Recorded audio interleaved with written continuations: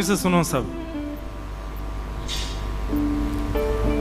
अभी 6:45 हुए, अभी समय है मुझ पे, और 2-3 दिन और बच्चे यार ने एक ज्यादा करन दो कथा कहा जा रहा है, सुन लो।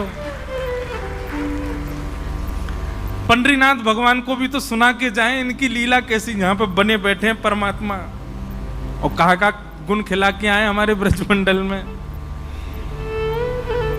दमष्टि यशोदा मैया बोली, अरे लाला काय को सुबह तो रो रहा है, मक्खन दे दियो फेंक दियो, रोटी दे दी फेंक दी, खिलौना दे दिए फेंक दिए।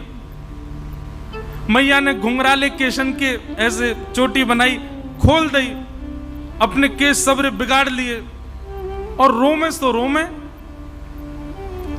मैया बोली, लाला काय को इतनी हत्या मचा रहे हो सुबह थे, कहां है गो? ठाकुर जी कह रहे, मैया तो को पता, अच्छा सिसक सिसक के बोल रहे हैं, आंसू आ रहे हैं आंखों से, जैसे कितनी बड़ी घटना घट गई हो। लाल पड़ गए पूरे। मैया तो को पता कल कहा भयो? मैया बोली, कहा भयो बता। कल गौशाला में गैया ने एक बछिया को जन्म दियो,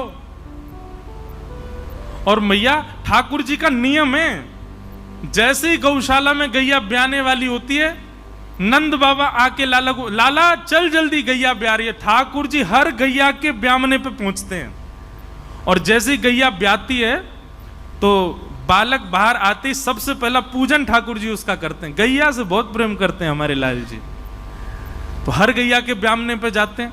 तो बोले, मैया कल एक गैया ब्याई, और वह गैया के बचिया भई।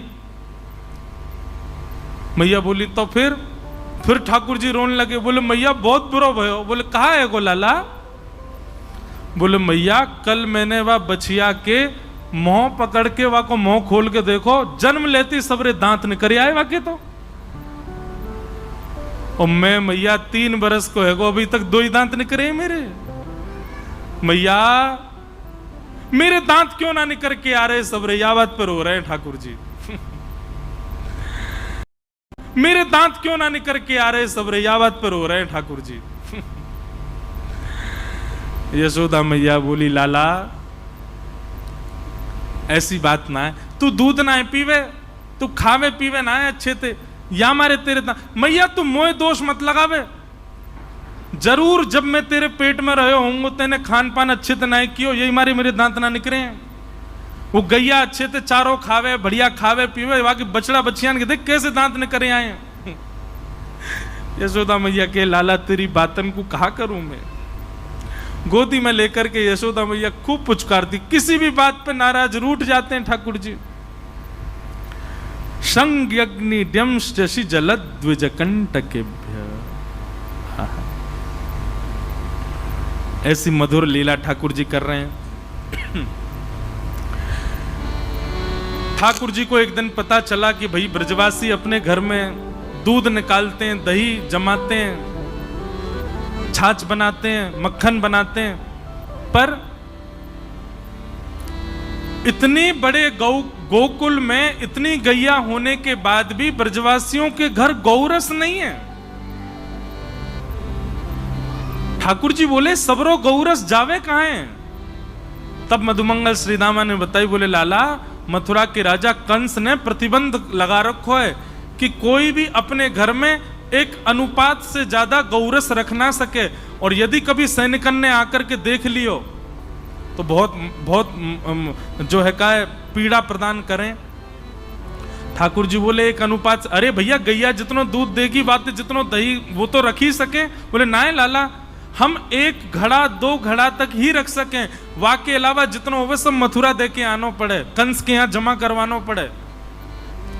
ठाकुर जी को जब ये बात पता चली, कंस का को ले गैया को रखें हम, बाकू चरा में हम, चारों खवा में हम सेवा करें हम, और मक्खन खाएगो कंस, दूध पीवेगो कंस, ये मथुरावासी। और इस बात को सोच करके ठाकुर जी ने मन में विचार किया, अगर मैं अभी सबको समझाऊंगा तो कोई समझेगा नहीं, छोटे बालक हैं अभी तो हम। तब ठाकुर जी ने मन में विचार किया कि भैया इस क्रम को कैसे रोका जाए।